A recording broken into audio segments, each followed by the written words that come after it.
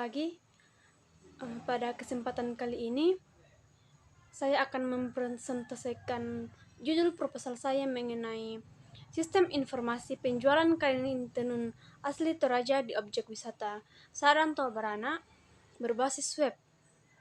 Tapi sebelum masuk ke dalam materi, perkenalkan nama saya Wendy Palulungan dengan NIM 219611107 dari kelas C3.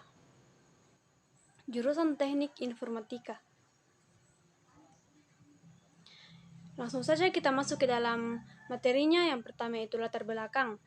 Saranto Barana yang merupakan salah satu daerah yang berada di Toraja Utara yang dikenal luas oleh masyarakat Toraja dengan hasil pengrajin kain tenun asli Toraja.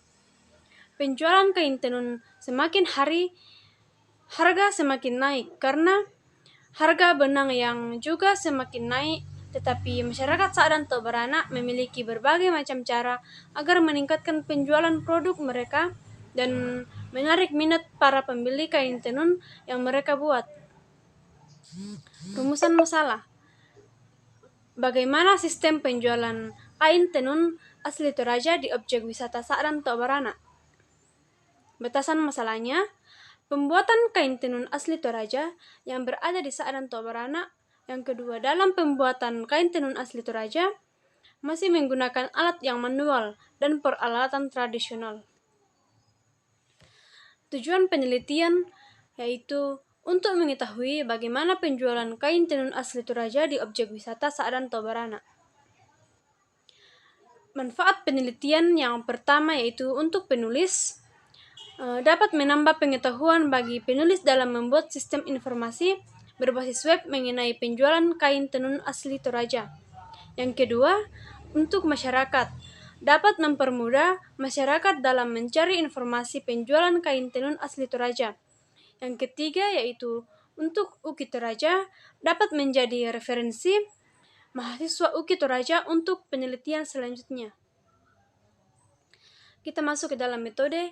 Waktu penelitian ini dimulai sejak dikeluarkannya izin penelitian yang di dalamnya digunakan untuk pengumpulan pengelolaan data yang meliputi penyajian selama proses bimbingan berlangsung.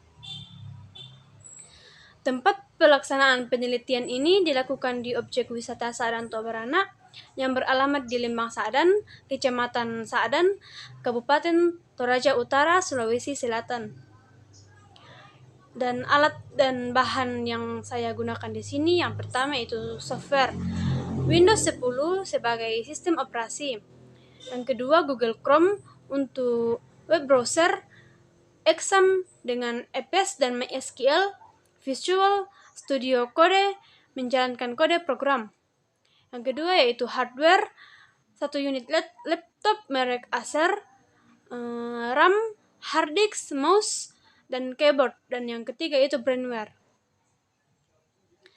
Tahap penelitian, tahap pengumpulan data, tahap pembuatan program, tahap implementasi, dan tahap testing.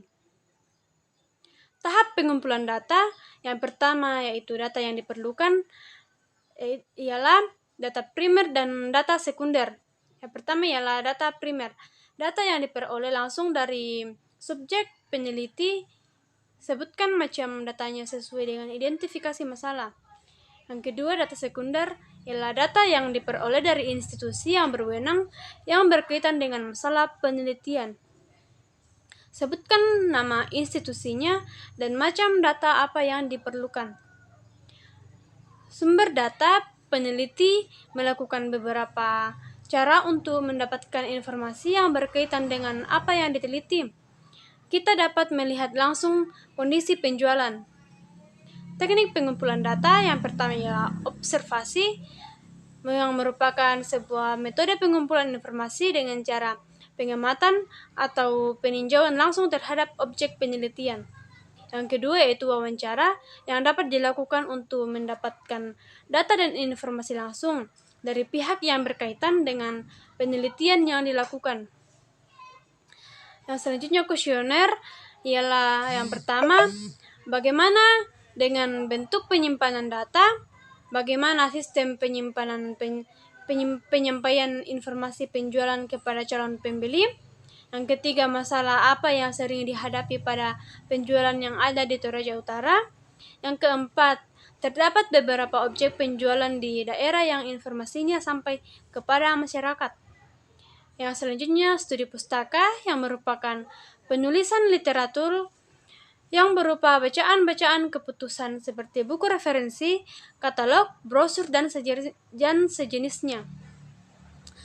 Instrumen penelitian yang pertama itu panduan observasi dan yang kedua panduan wawancara.